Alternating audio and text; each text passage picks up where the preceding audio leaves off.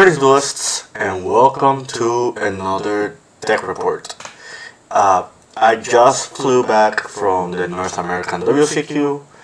I will make a separate video talking about my experience over there because it was my first time flying to like a major Yu-Gi-Oh event outside of like a regionals. And yeah, I'll talk more about it on that video. This more is about the deck I chose for the weekend. The one thing I'll say is, before I talk about the deck, I don't regret the deck choice that I made. I will say that I did feel like I needed more practice with the deck a little bit, and I needed like better sighting patterns. So on Friday, I wanted to take it to a side event, but it was my first time over there. I wasn't fully registered when I went to the venue, so I spent half the day on that. I had a roommate that just flew in after their flight to register, and they wanted me to go to the hotel room with them, and that was around 4 p.m. So I didn't have a lot of time to do anything on Friday. I really wanted to take this to a side event, at least like get a chance for something. I'll talk more about side events in a little bit. On Saturday morning, I went to the main event, and my record didn't start so well. Like, game one, I got paired against Orcus Asamina. I win game one real quick, like less than 5 minutes. Game two, it was a bit of a grind game because I did not know he was an Orcus. He just blind scooped game one after seeing me combo off. Yeah, there was a point in the game where the Asamina's cards just got him there because he was playing Determination, which is an unorthodox card to be playing with the Asamina engine to begin with, and that caught me off guard. And Orcus is one of those decks where if the game, like, the game state is simplified, that they'll take full advantage. So that happened on game two. Game three, I think I cited out. I cited in like the correct cards.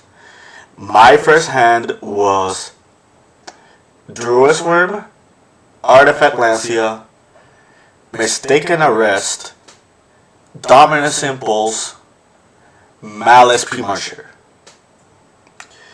My opponent also didn't open real. Actually, my opponent opened very playable. He opened Foolish Burial, and I think he opened Girsu. Like, he opened really well. But I managed to like freeze him on the first turn with like Lancia. After he passed, I remembered I stopped his Girsu. I don't remember if I impulsed his Girsu. I just didn't want him to combo off. I drew for turn. I don't remember what I drew. I know it was another blank card. I Druid's-wormed his Orcus Harper that he dumped with Foolish Burial. I attacked over the Girsu. I passed. They drew Wanted. I let the Wanted go through. They summoned the Abelstar. They said Deception. They flipped Deception. They tributed the Abelstar, and I did Mistaken Arrest. So they're forced to pass turn. I drew again, and I also drew another unplayable card. I think it was GWC. Actually, no, it wasn't a Malice Trap because I would have banished it with Marcher.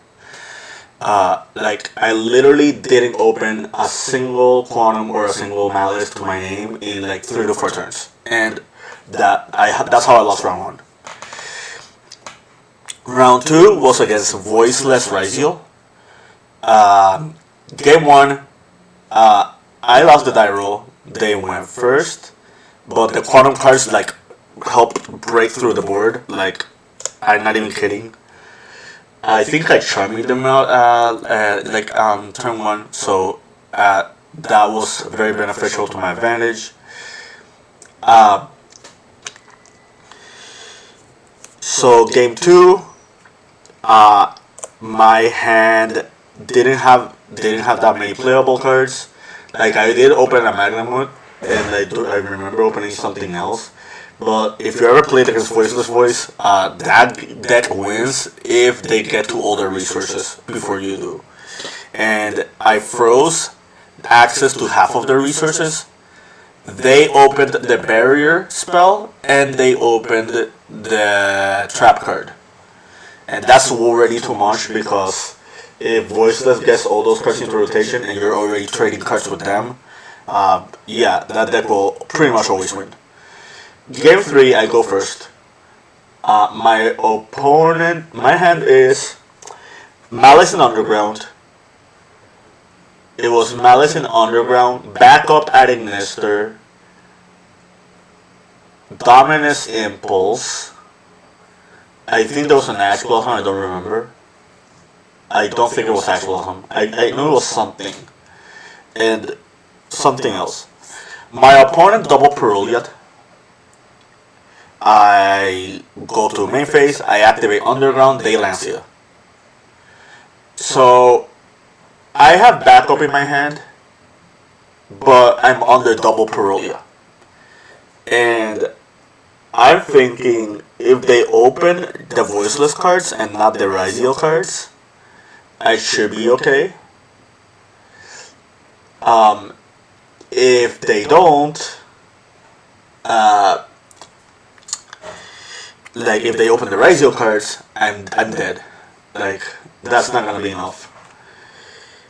I had to make a very big judgment call. I decided to pass turn. The rest of their hands was Bonfire, Sword Raziel, and I think they topped that Ice for turn. So, I got cooked.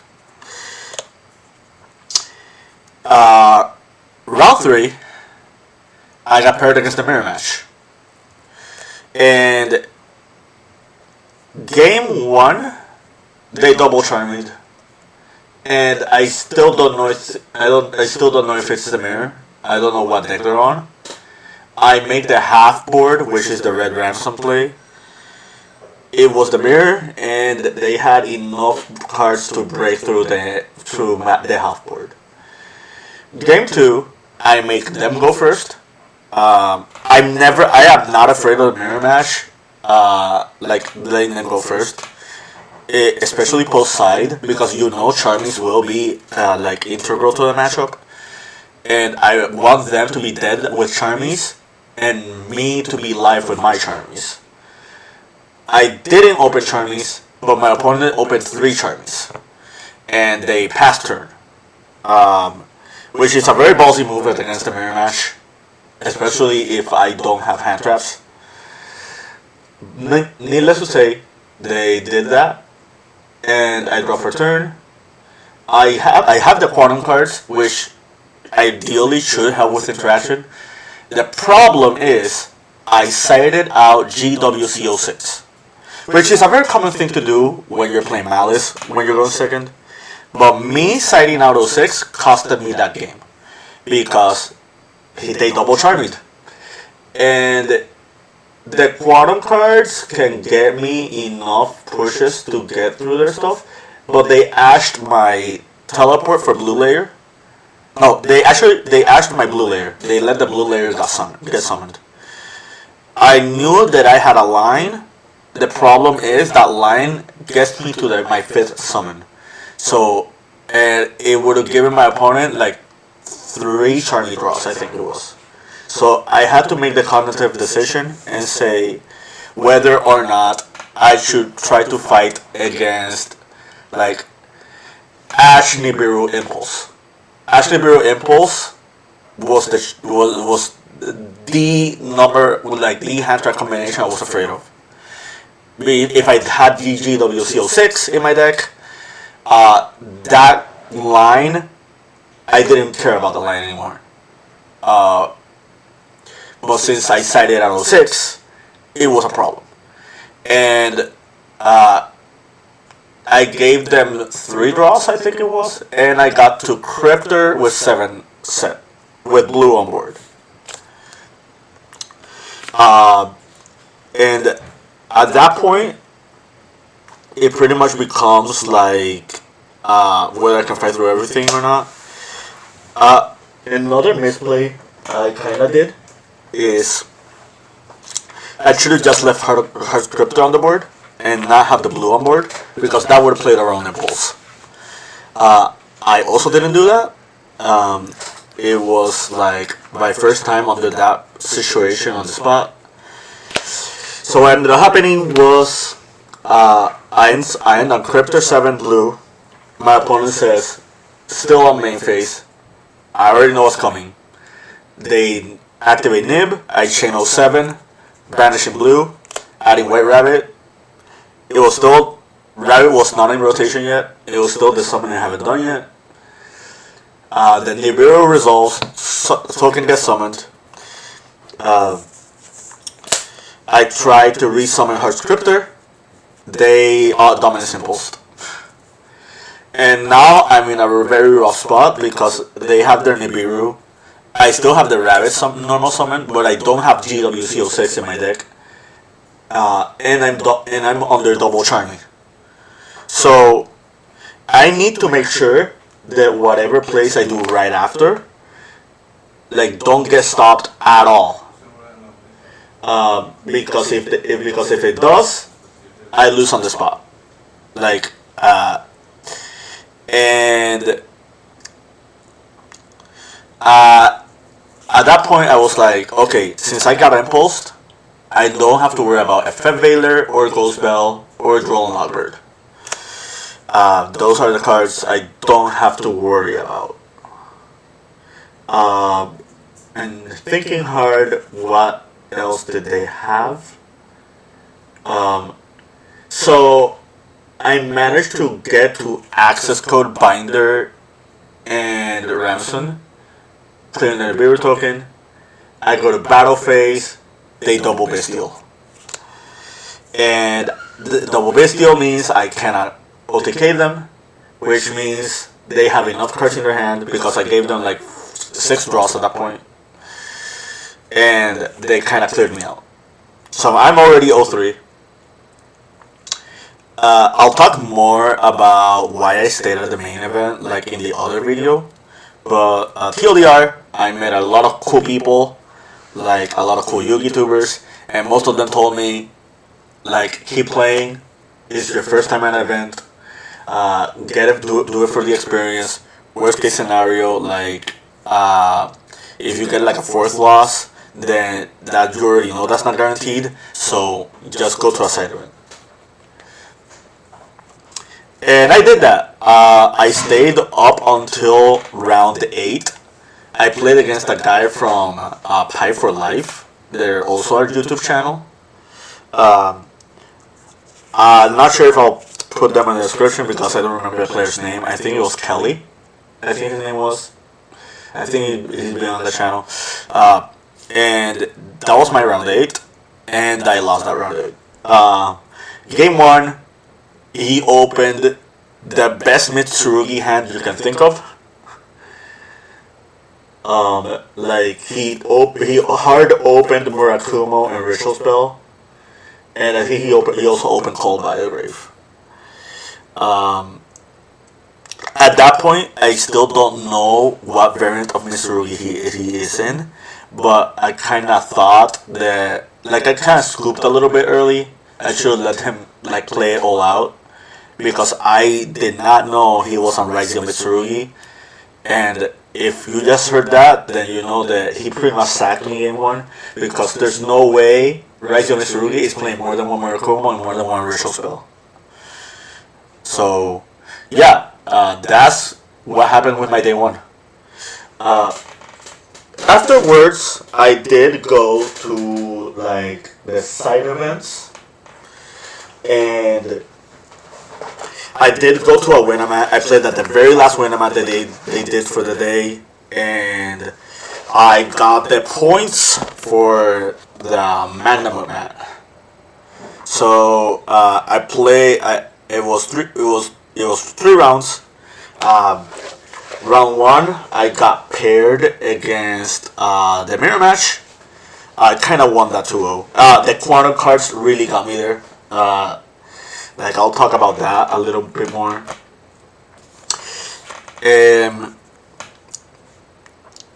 Round two, I got queued up against Blue Eyes.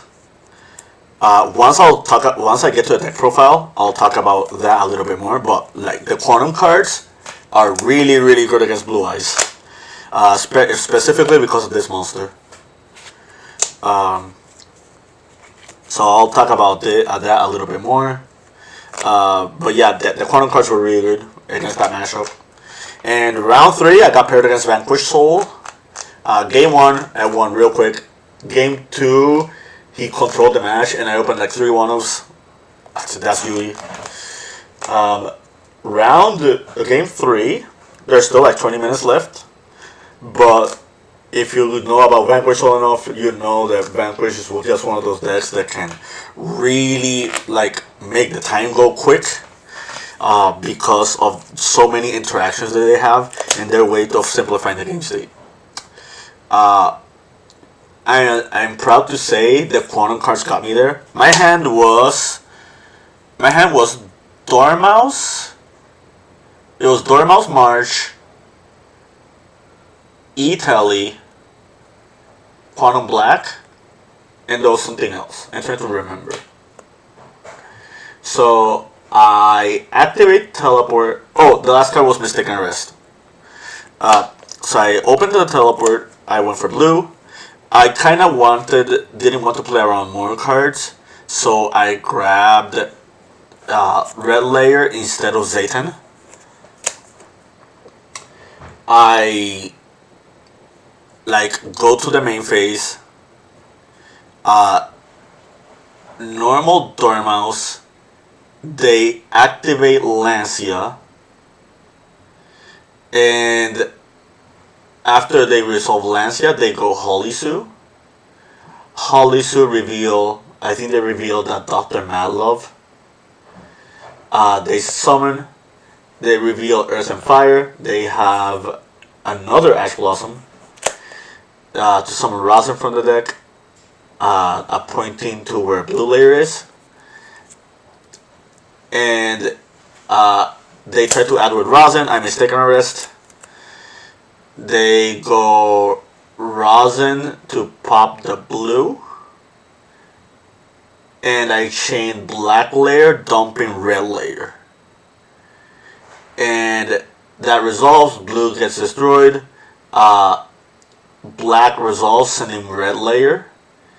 And then I do the chain links between red and black to summon Magna Liger and reattach red, and red to bring back blue. And then I grab Dormouse and blue to make Cherubini, and Cherubini to dump the new card that's in my deck. And that pretty much got me there because I already have Marcher in hand. And on my opponent's turn, I'm just gonna Maliss combo off on them, and they're under Mistaken Arrest. So it was a very close match, but the cards got me there. So that's how I won it. But yeah, I'll get straight to the list. I really like what I played at this event. I really think it was a really good choice. I honestly, wholeheartedly believe this is a good way to play Maliss. I don't think enough people know. Every single opponent, except for one player, read all my quantum cards. Nobody knew what they did, at the event. Whoever knows what these quantum cards do, you're just someone who is playing the deck. If you're not playing the deck, then you don't know what these cards are.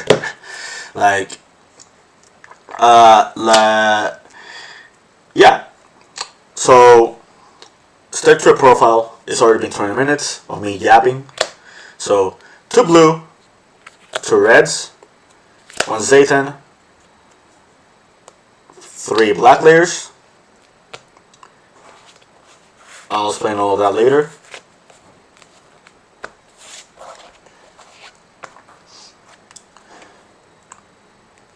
Three March here, 2 rabbits. Shouts to Simon He for swapping me like for the Euro ones. 2 Dormouse, Cat, Backup, Wizard, and the new card in my deck, and this is what won me my match against the Vanquish Soul player, Code of Soul, which I'm sure people will ask questions about. 2 Bestials, 3 Droll, 3 Fua. In the main event, I mained Corulia, and like for the side events, I swapped out Corulia. I talked it over like with other people, and I played something a little bit different. Well, I mean, it's not different. It's Dominus Impulse. Like, I swapped out Corulia for Impulse. That's pretty much what I did. But yeah, I'll talk about the hand trap ratios later.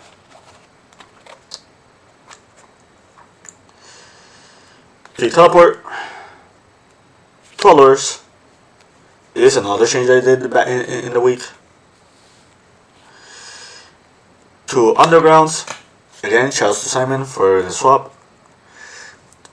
Gold Sark, Talents, Called by the Grave, Terraforming, Maliss in the Mirror, and Layer 19.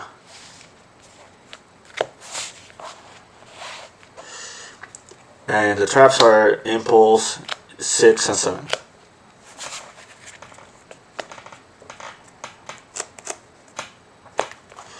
That was the main deck. That was 45 cards.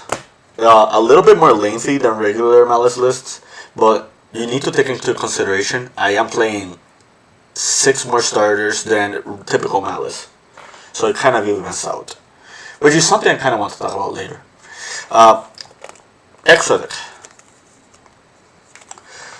Ling, Cherubini, Splash Mage, Wicked, Lizardos, IP, SP, the 3 Queens, Bomber, Access Code, Ally Code, and the 2 XYZs.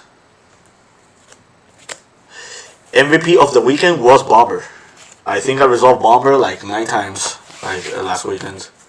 Well, when I say resolve, I mean summon it. I actually resolved the Bomber 5 times in 2 turns against the mirror match, like in the side event, which is what pretty much won me that. So I'll talk about this card for last. This is a really unorthodox card that people just didn't want me yeah, people have mixed opinions on. I'll show the regular stuff first. 2 Lancia, 3 Parolia, 3 Ash, 3 Arrest, Duster, and the last card I played in my deck, which is kind of unorthodox. It really doesn't make a lot of sense to a lot of people. A lot of people say this card is bad, but I did have an insight for it, and it actually won me one match against Blue Eyes this weekend. Triple Contact C. Alright, now we're at the explanation circle. I'll start with Contact C first, before talking about the deck itself. Like, if you've seen my past 2 deck reports, you already know what Quantums are. I will talk more in depth about Quantums, because there are some neat things I did over the weekend that were kind of relevant. But I'll start with Contact C first. So, for those who are unfamiliar, what this card does is, if your opponent normal special summons, you'll summon this on their side of the field, and as long as that card's on the board, they cannot summon links, XYZs, fusions, or like synchros, unless you use it as material. I had a really hard time playing against the Heraldic Beast deck, the Protoss Turbo deck. That deck has a very specific choke point after they do like a lot of their summons, and it's when they activate the stat whale to bring back 2 of the heraldic names. If they do that and you summon this, Ideally, they should have like 1 to 2 other monsters on board, so their zones are clogged. And while this contact C is on the board, they cannot do anything. They cannot Eclipse Twins. They cannot summon Banshee. They cannot summon like Detonator. They cannot summon like pretty much a lot of other stuff. Because not only are they locked into rank 4s, they're locked into rank 4s specifically for Heraldic Beasts. And that puts them on the spot. That really makes the matchup a lot easier for you. Because you only care about 2 things. You care about Detonator and Protos. You don't care about anything else. They can summon any other XYZ they want after that. They can even summon like Baguska, like for all I care. That was the theory behind it. Some people told me it's kind of this is kind of awkward because if they open Node or Ice, they can get rid of this. And my logic behind it is like, they also brought up X getting rid of this, and I was like, first you kind of want to summon this after they summon X. If they go X to add Node to get rid of this, that means they did not add Sword. If they did not have Sword already in hand, that makes it a lot awkward because now they rely on Duo Drive for the rest of their Ryzeals. And summoning Duo Drive before resolving Node and Sword is really, really awkward into Ryzeal because the first thing is they now have to pitch for Ice if they want to make Detonator. The second thing is that the second thing is like they don't get Node unless they use Cross to put back Node and then draw Node again, or get to Node another way because they already summoned their Ice. They're X'd. As far as like the aggregator thing goes, if you're playing this is the Heraldic version, this is also awkward for them because 9 times out of 10 they're not sending aggregator. They're going to send like the Patriarch. So there is a world where you can summon this before they summon their X. If they summon the sword, you can also summon this after they summon Star Ryzeal, detach them from like their XYZ in order to get like the field spell into rotation. This also makes it a little bit awkward. I just thought for the fact that not many players will know how to play around this card, at least like the notoriety players. And those who do know how to play around this card, they're trading like cards that would have full comboed for them in order to like segue their way out of this card. The other thing about this card that is really important to mention, this is not once per turn. So if you do open 2 of them against Ryzeal, you can summon one, make them commit to it, and once they get rid of it, you summon the second one, and that's pretty much a blowout. Like, no Ryzeal variant in the game will beat 2 contact Cs. Like, that's never happening. Against Blue Eyes, this card is also really cool. Not many Blue Eyes players are on SP, and those who are, it just puts them in an awkward spot because SP doesn't have downward arrows. So if they summon an SP, that means they cannot summon the Spirit Link 1, they cannot summon her Heraldic Seal, and they cannot summon like a few other stuff. When is the best point to contact C? Like if they summon the Ether Barrel and you summon the contact C, like it's pretty much wraps. Like they need to drill beam their contact C away if they want to keep playing the game normally. And if they do that, that's good for you because that means that they got drill beam out of the way. And drill beam is the one card in Blue Eyes that you really don't want to deal with. Like everything else is kind of manageable. If they don't do that drill beam play, they're just kind of stuck. They cannot proceed into the regular Blue Eyes plays.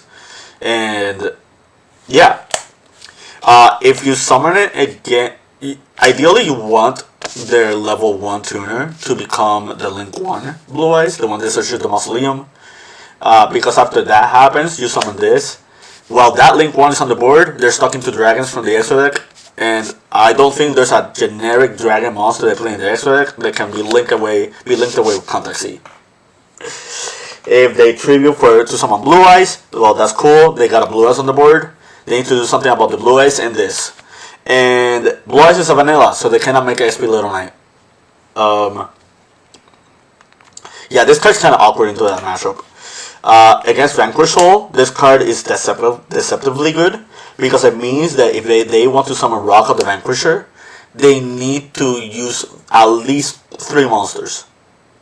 They need to link away the Contact C, and then after they link away the Contact C into whatever link 2 they summon, that link 2 has to point downwards. And if it's not the Fiendsmith version, which, let's be honest, most Vanquish players are not playing Fiendsmith by now, it's just gonna be a little bit awkward for your opponent. If their opponent wants to play with their main engine and you leave the Contact C on board, that's good for you. Like, you don't have to worry about Rock grabbing back from the graveyard or Rock summoning from hand. You only need to worry about Snow Devil. And yes, they can Snow Devil this away, but they still don't have Rock of the Vanquisher. So, yeah, this is kind of cool into Vanquish matchup. Crestron was another deck I thought about. Once they lock themselves to machines in the extra deck, you summon this. There is no machine synchro that is level 8 that is generic that's worth running in Crestron. Like, they're not playing the entrainment monster. Like, we all know that. And the other really cool one that they can summon are the Karakuri monsters, but nobody are playing those either. Like, let's be honest. So yeah, I really did think long and hard about this. Like, my Vanquish opponent from the side events even told me that he was sold on it after, like, my explanation. The more I talked about it, the more it made sense. So I don't regret playing this card this weekend. That being said, I only resolved it against the Blue Eyes player, and I did win that game. So it kind of did something for me that I thought about. The rest of this I think is kind of typical. Again, I'm not afraid of the mirror. Like, I don't mind playing just 2 Lancias. If you play 6 Charmings, you probably will get to the Lancia anyway. If they decide to commit to it. So if you saw my last deck report, you know that I was on, like, a lot of other hand traps, and not only that, but I was on lesser of a few cards. Lure of Darkness is one of them. So upon testing, I kind of wanted like another consistency card in the deck, but at the same time, I didn't want to play like the typical stuff. I didn't want to play Cyanide Mining. I didn't want to play like other stuff. This card is fine in the deck. If I don't open any Malices, most likely you'll be opening like the black layer, the Super Quantum, which is another reason I'm playing 3 of it. Getting 2 Super Quantum Black Layer is so easy in this deck, and even recycling it is really easy in this deck. So I don't mind like banishing one for a lure. I don't need to explain what happens if you allure like an Malice name. That is pretty much a blowout. Like, this card got ashed 4 times, and every time it got ashed, I was so happy that it did, because that means no ash on my emergency teleport, no ash on my Chessy Cat, no ash on my blue layer. Yeah, I don't regret this choice. This choice was very good in the deck. I didn't play Crossout. A few people told me to try it. The thing is, I'm not playing a regular Malice deck. Like, I'm playing something really different. Like, the Crossout gives me advantage against the mirror, which probably would have been a good choice because that deck was pretty much the deck of the room.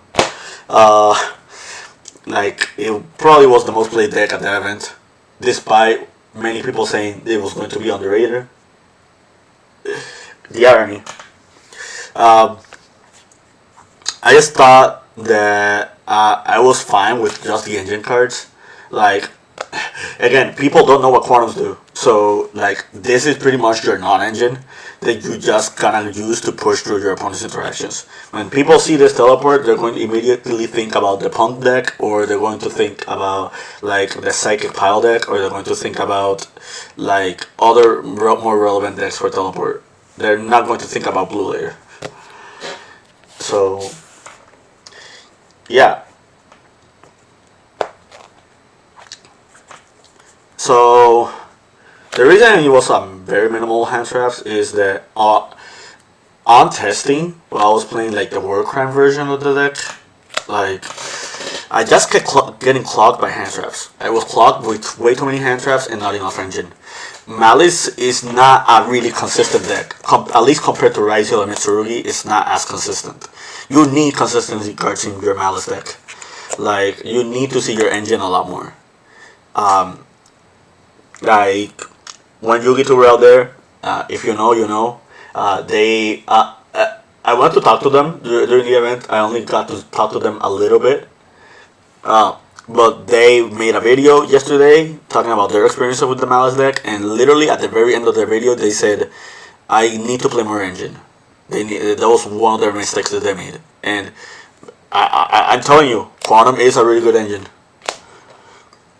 So yeah, that's it for that. I don't regret playing minimal hand traps, because Malice is just one of those decks that can just push through enough interactions as is, and like having way too many hand traps is very awkward into Malice itself. It's awkward into the Protoss Turbo deck if you don't open draw specifically, because they're just gonna Protoss you. You already saw Gem Knights doing super well like this weekend. Like just having a billion hand traps was not gonna be enough. Yeah, that's it for that. Let's talk about Codosol. So, the thing about Codosol was that I thought, what other value I can give to Cherubini if I'm just playing Malice? If I'm just playing Malice, no quantums involved, like stuff like that.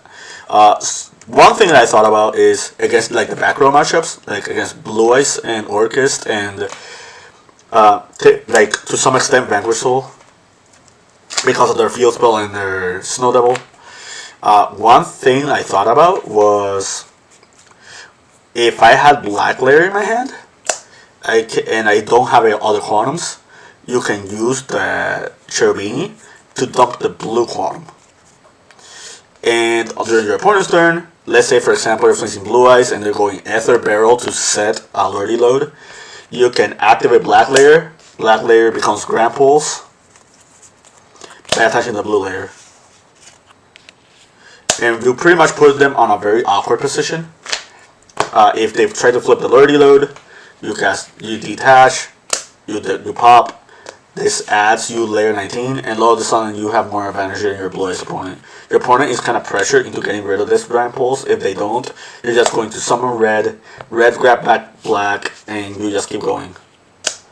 But like outside of the Grand Pulse play, I didn't think about other stuff that I wanted to do with Cherubini.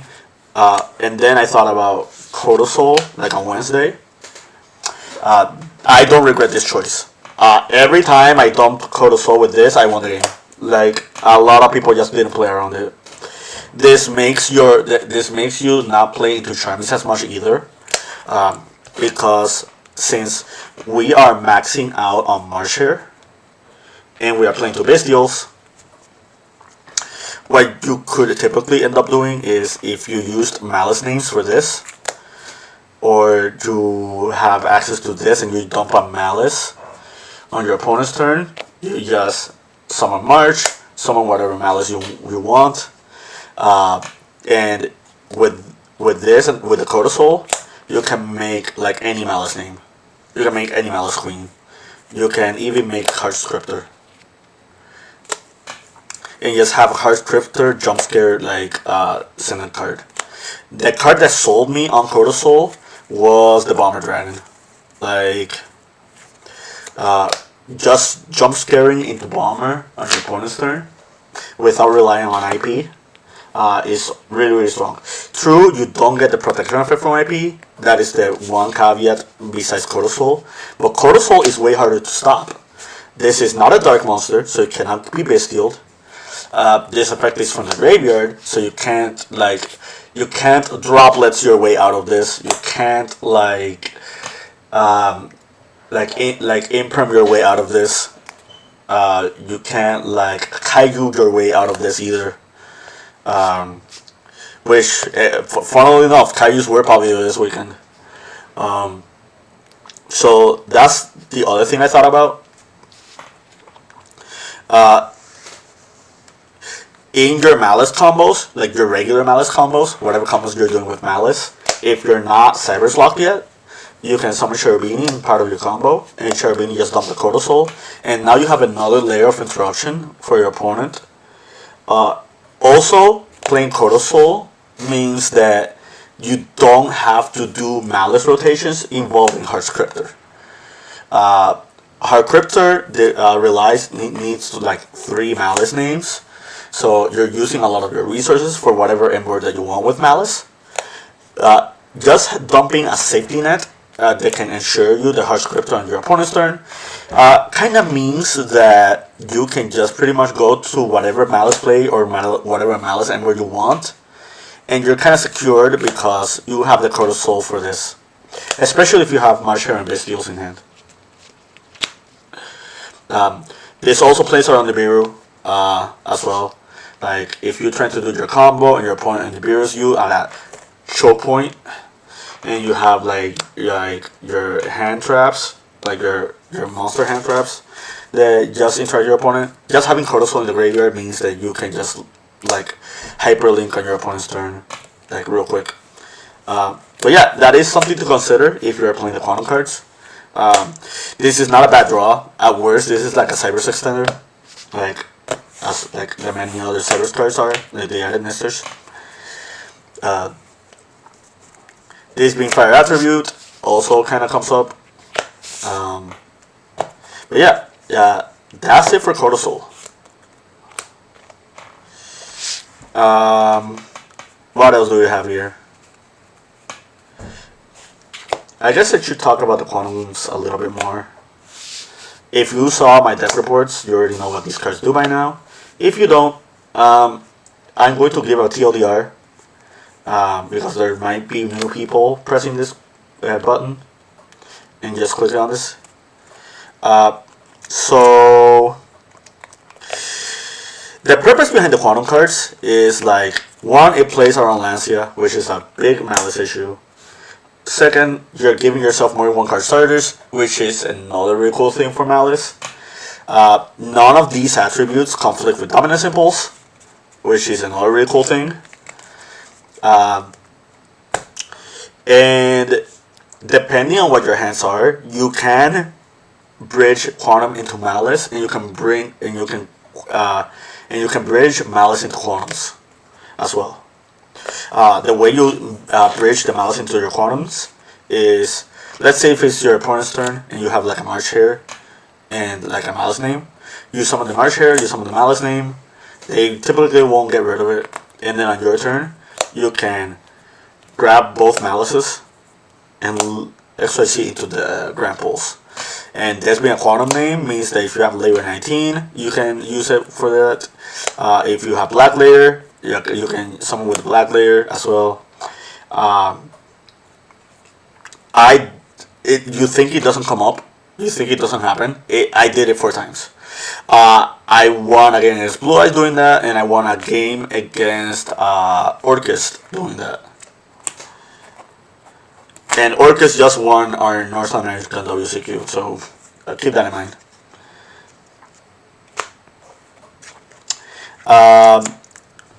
The reason I played specifically 2 blue, 2 red, and 3 black, I want to open black as much as possible. At worst, this is a bootleg canine. If you don't know what that means, is if your opponent activates any monster effect, this jumps out of the hand, so it becomes a free extender. A free extender that can search you with a spell card. So if you open this and any quantum, that's full quantum combo if your opponent interacts with you. Even opening this on layer 19 is really strong. Uh, if you open this by itself, but you open like, let's say for example, multiple Maliss names, you can use just use this and summon it as like a second or third body. Um, yeah. Um, something really cool about Red Layer is that Red Layer can grab back the Red Layer. Some people don't know that, so that also works out. By having this specific amount of quantums, you're probably going to quantum loop resource back your stuff to around 2 to 3 turns. And like again, I've beaten opponents with just the quantum cards, like no Maliss stuff. It's a little bit off the camera, but here's the Satan. Funnily enough, I've opened Satan 5 times, and this is still full combo. So keep that in mind. Yeah, that's not much to say about quantums. Like, they're like, if you haven't seen the other videos, they do show the combos. I don't regret this engine. I really think this engine is very slept on. I don't think a lot of people know how good these cards are in Maliss. Like every single opponent I drew these cards with, they got caught off guard. So, yeah. And I don't think there's much else to talk about. This is just the regular stuff. Like, I only play my Chessie and my backup because I am playing the Quantums as a back engine. Quantum is not a real starter. She's just an extender. So, like, with the Quantum cards, you do have more pseudo starters. And this is your suspects. Yeah. So, that's it for deck report. Quite a lengthy one, but hey, it is the North American NAWCQ. I kind of want to cover everything. I want to talk about the decks I played. Kind of want to talk about I will make a separate video, and that one will talk about my experiences during the weekend. I kind of want to talk about the experience with me dueling with the deck. Yeah. If you're somebody who saw me over there, or somebody who saw somebody play something like this, then that was probably me. Like, yeah. I hope you enjoyed it. Keep practicing and keep dueling.